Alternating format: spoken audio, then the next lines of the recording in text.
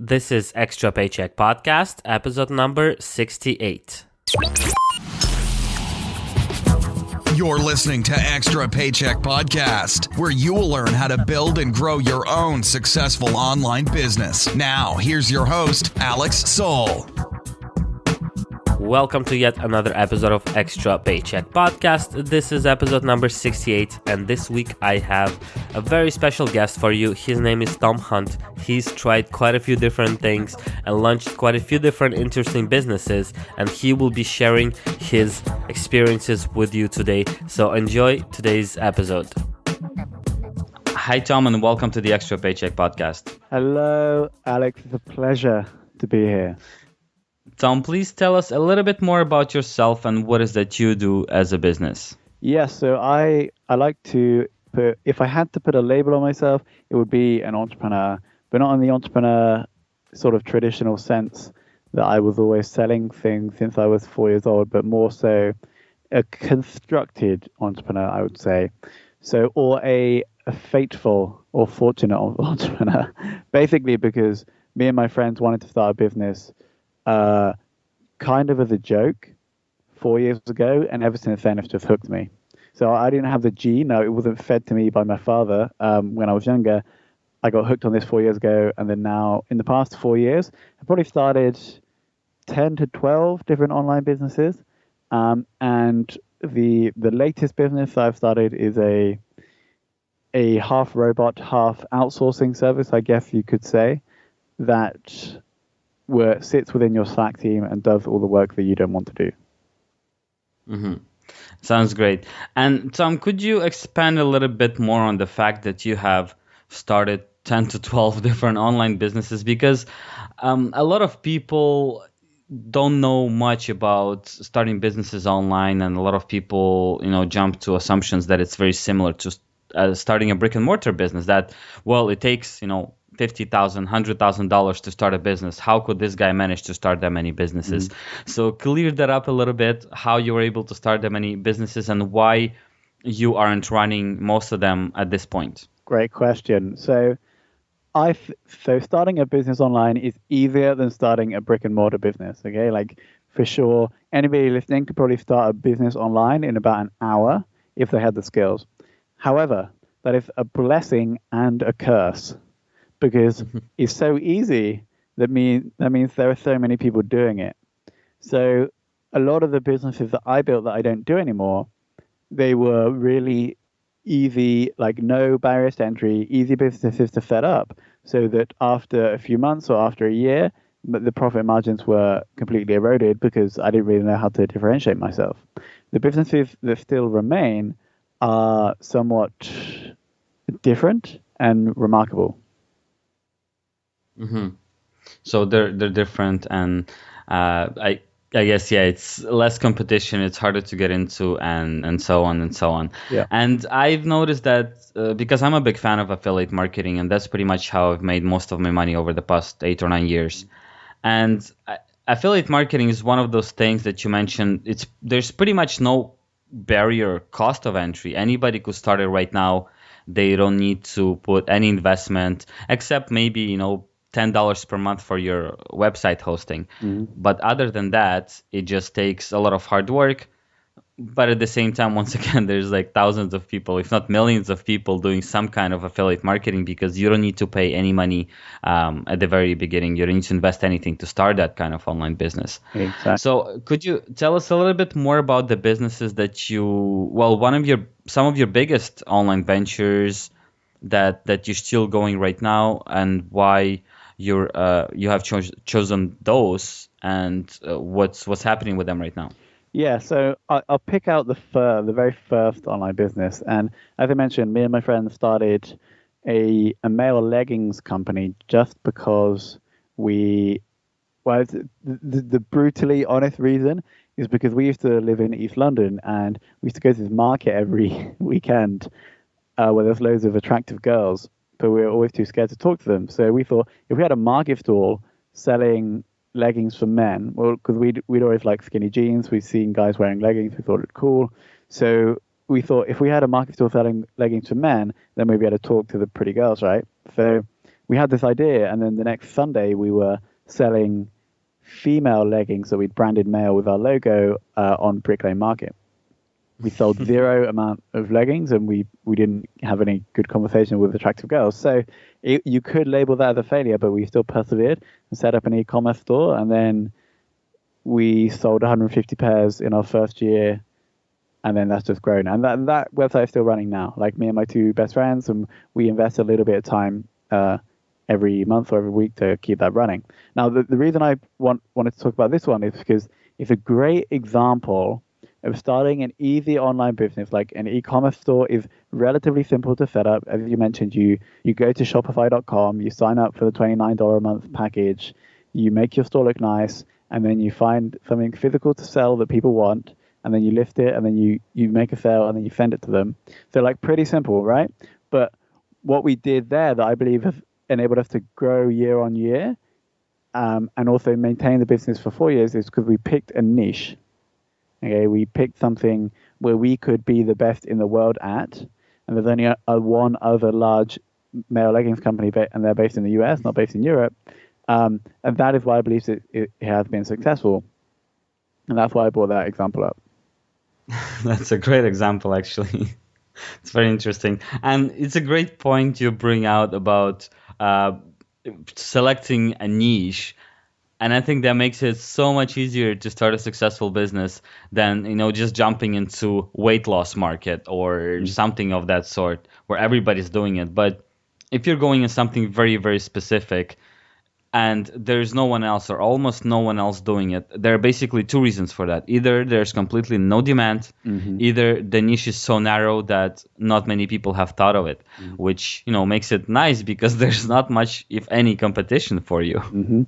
And we couldn't have run that business by setting up a brick and mortar store, because, or specifically just selling male leggings, because we'd only be able to attract the, let's say, 1 or 10,000 people that would walk past the shop each day in East London. But when that business is online, we suddenly are opened up to the type of person that we want to target in every city in the world. And that's why the internet, I believe, has been such a massive gift for the entrepreneur, because you get to choose those tiny, tiny niches that would never exist in the real world, but online you suddenly have access to this massive pool of customers. Super important point, Tom, and this is why I love internet as well, because you have this shop that's open to the whole world, and it's open 24 hours a day, 7 days a week, without you being there virtually, right? The shop is there, you're sleeping, people are placing orders. And on a very small scale, if you're the one actually, producing these products, or you have them stocked up in your house, so you're the one physically sending them out, you don't need to send them out the very minute people order. So but you could make money while you're sleeping in a way. Exactly. But as soon as you start selling, like, get someone else to do the posting so you can focus on actually building the business. Like, for example, we have a virtual assistant that manages customer service, that manages all the admin.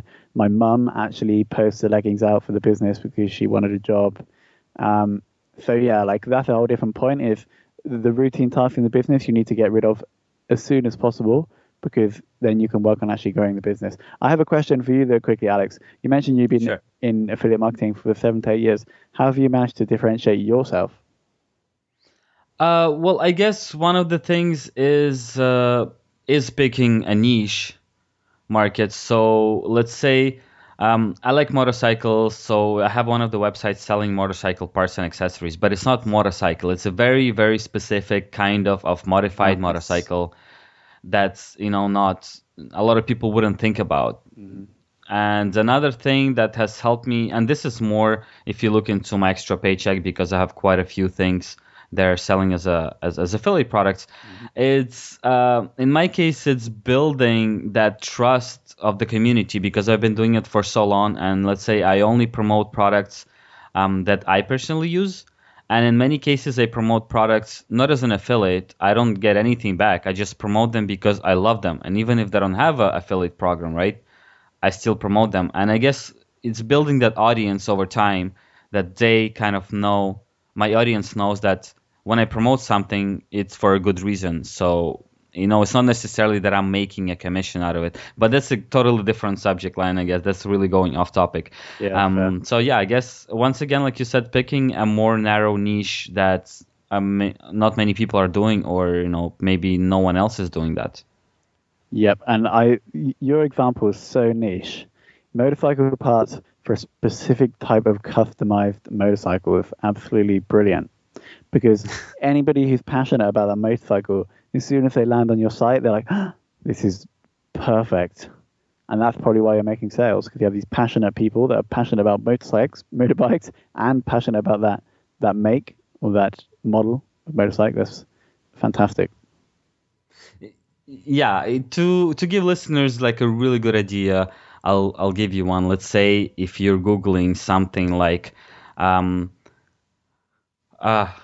red stitched leather seats for 1989 BMW M3. Right, that's a car. Yeah. But that's a very specific generation of BMWs, and people will look for this kind of thing because a lot of people have seen like nice leather seats, and it's easier to find. But you want leather seats with red stitching on them, and even that is niche. So Yeah. I mean, that's a very, very narrow example, but if you have that, and then the chances are that this person who's willing to spend, I don't know, $1,000 plus on these kind of seats, they'll browse through a website because they're like, this website relates to the generation of BMWs that I am passionate about.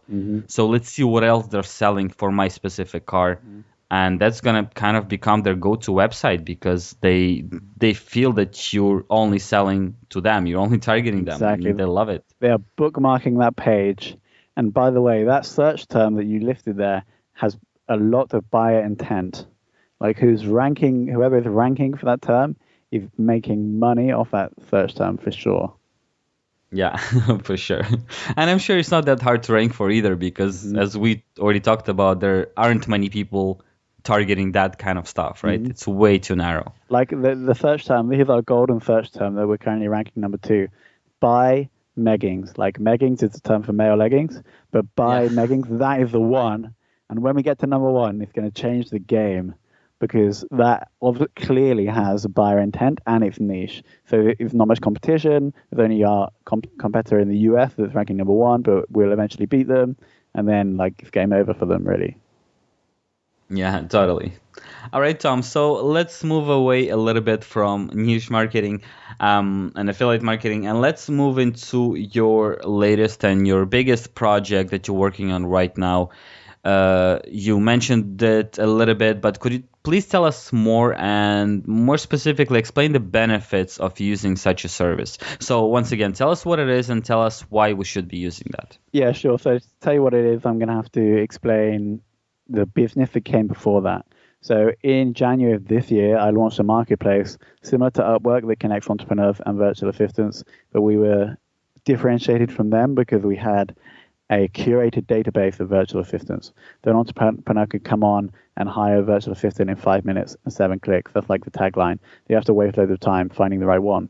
So this launched and it started growing. And then I realized by observing entrepreneurs or by talking to entrepreneurs that use the service, that use the marketplace, with the entrepreneurs either don't like or are not good at managing virtual staff. So I thought, can we make a black hole where you can just chuck in the admin task and they'll come back to you?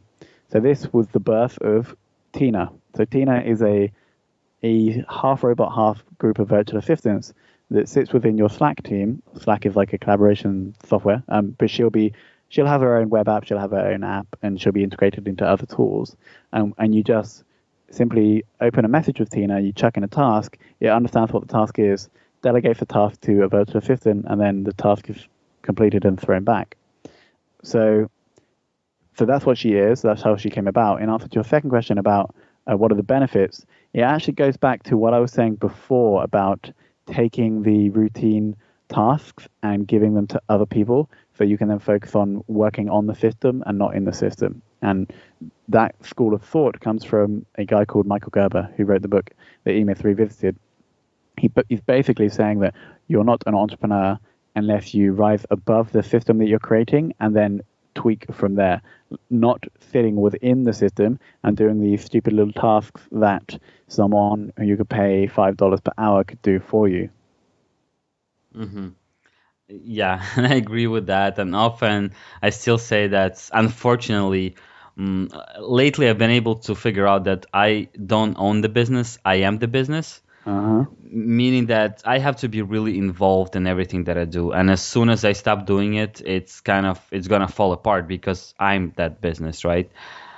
And it is unfortunate in my case, but this makes me kind of thrive and move forward thinking, okay, how can I automate certain tasks? How could I kind of get myself out of that, as you said, from within the system and just, look at it from the outside, because I need to set up my system to work kind of without me or almost without me. That's the goal of, kind of businesses that we want to run. So Yeah, that's I think that's an interesting point. I think that if you want to be self-employed, like if you like being a consultant or if you like creating this personal brand business around yourself, that's cool, right? You're like, that's absolutely fine. You can become very successful and add a lot of value by doing that.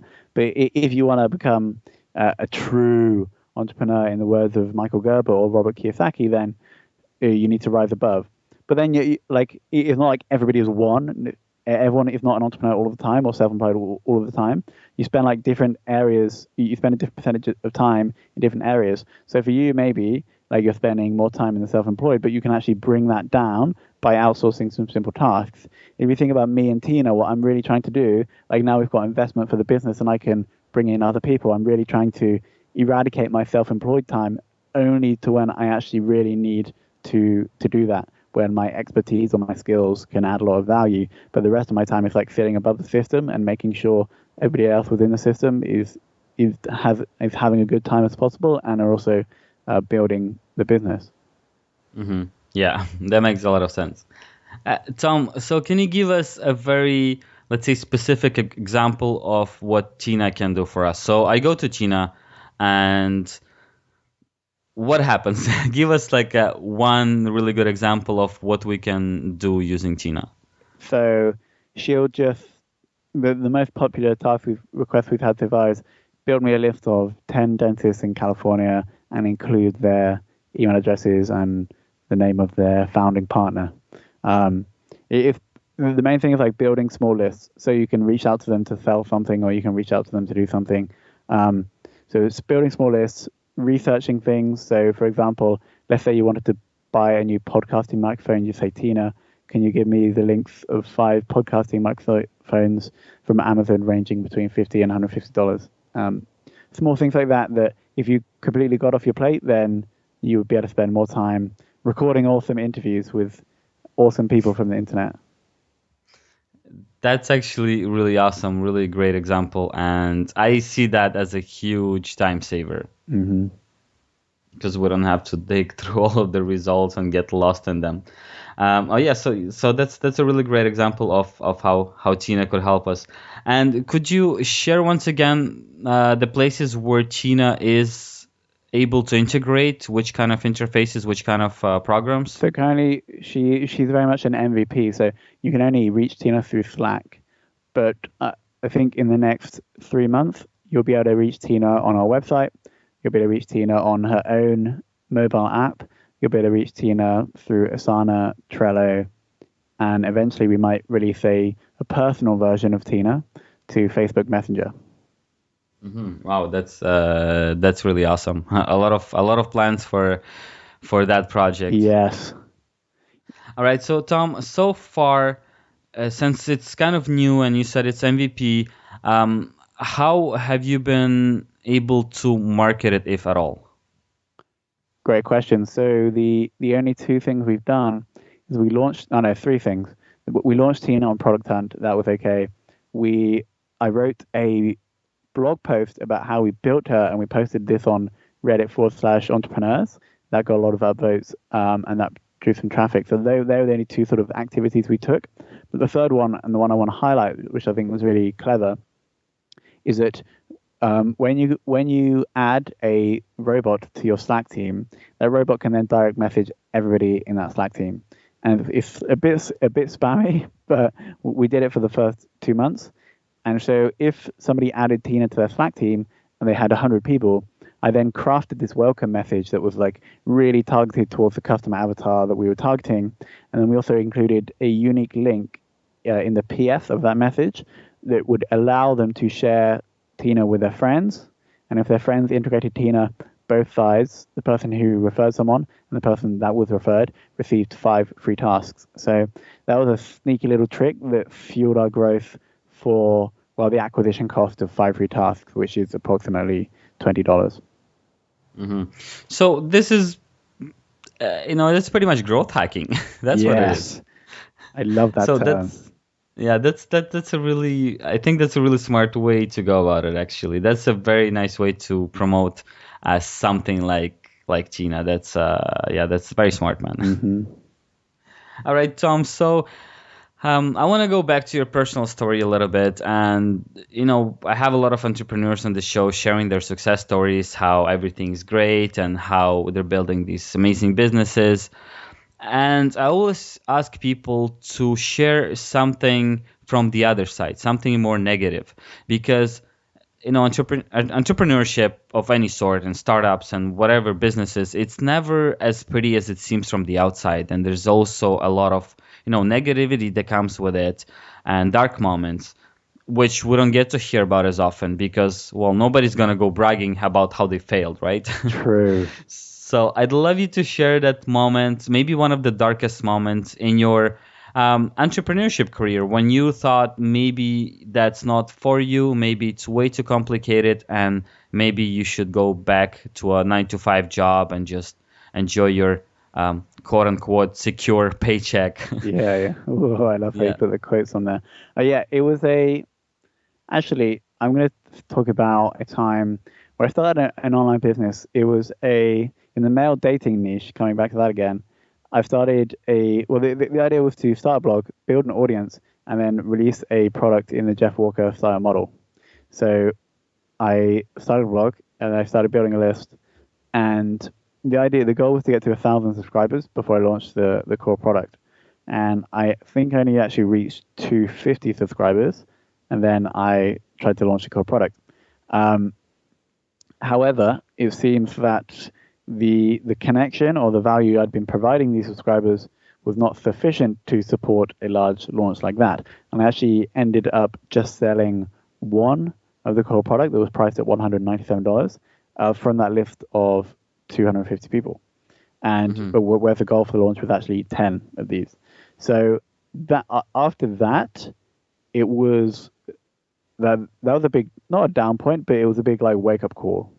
Because I basically spending 3 months clearly not creating enough value in order to be given back value in the form of money, or at least I had not been skilled enough in communicating the value that I had created, right? So yes, it was I felt annoyed and I felt dejected, and because I put so much work in and I got $197, but it was also a very good learning experience.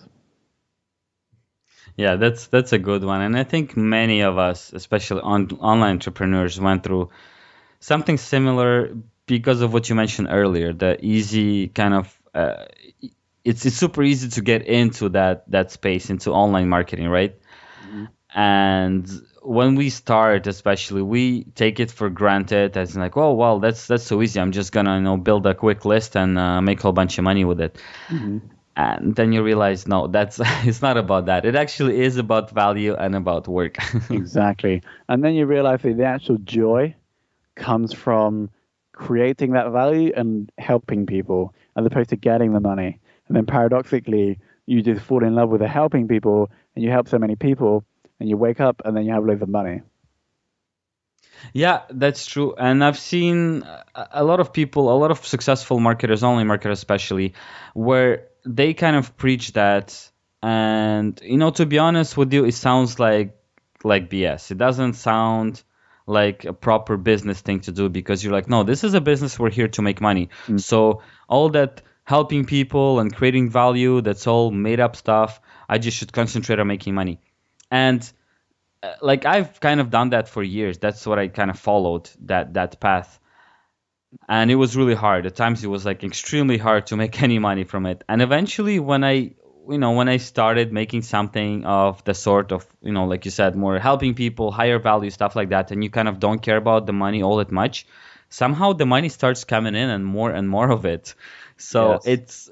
I know it could sound like BS, especially to beginners, but in the end, it actually is about that. Money is kind of a byproduct of what you're doing. It's not the direct result, it's a byproduct.